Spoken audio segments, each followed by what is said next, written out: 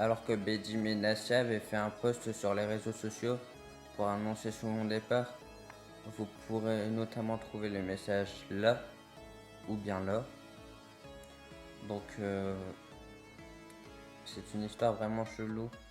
Et j'ai vu certains commentaires sur les réseaux.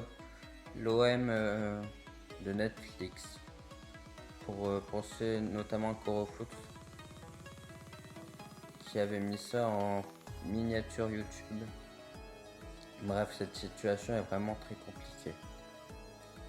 En tout cas, moi, mon avis personnel, je préfère que Longoria parte que Benassia reste, puisque Benassia a su apporter de l'équilibre, un statut et a su ramener de joueurs extrêmement bons grâce à sa carrière de joueur et grâce à sa communication.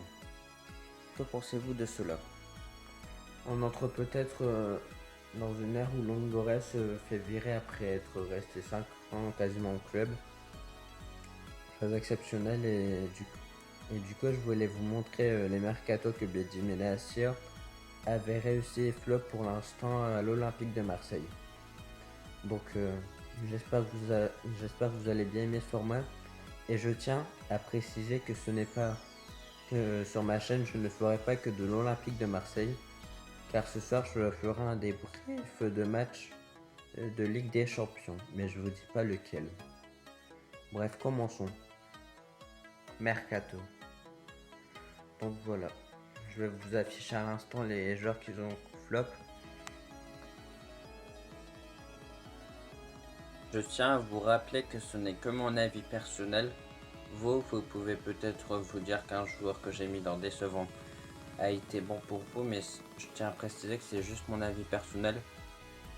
Passons aux joueurs performants que j'ai bien aimé depuis le mercato hivernal 2023.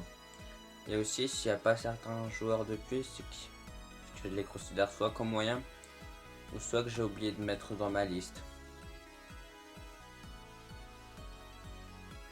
Maintenant, nous avons vu les joueurs qui ont réussi à performer et les joueurs qui ont déçu. Maintenant, passons à l'avantage de Benassia au sein de l'OM. Benassia a su vendre des joueurs du centre de formation comme Robinho Vaz pour 25 millions l'AS Roma, Bakola pour une dizaine de millions d'euros, rien que pour des joueurs qui ont été dans le centre de formation. Quels ont été les désavantages de Beji Benassia?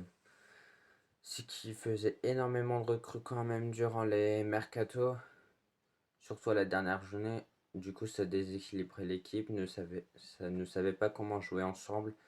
Et parfois, il, il avait un gros caractère, du coup, ça pouvait être en désaccord avec certaines valeurs.